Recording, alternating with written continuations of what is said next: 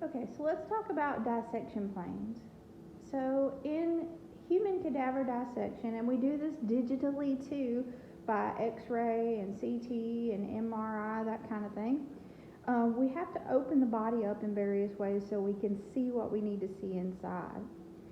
So through the vertical axis, there are a couple of ways that we can open the body. So if we look at this model here, we remove the chest plate.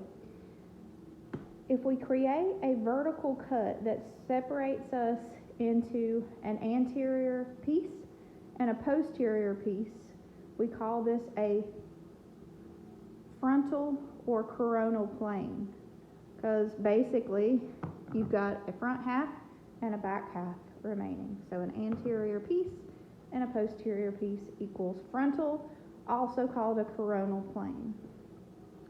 You can also dissect in the vertical axis, but instead of making a anterior and posterior piece, you make a left and right half. And it doesn't have to be perfectly in the midline, but it can be.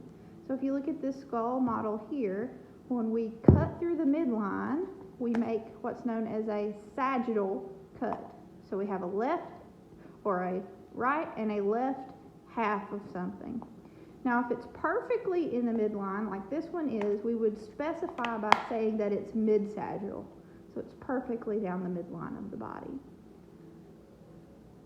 We can also cut through the horizontal axis. So if we look at this model of the head, so we've removed the head and neck from the remainder of the body, and we've made a cut through the horizontal plane. So we call that a transverse plane. And finally, anything that's not perfectly vertical or not perfectly horizontal, we would call oblique.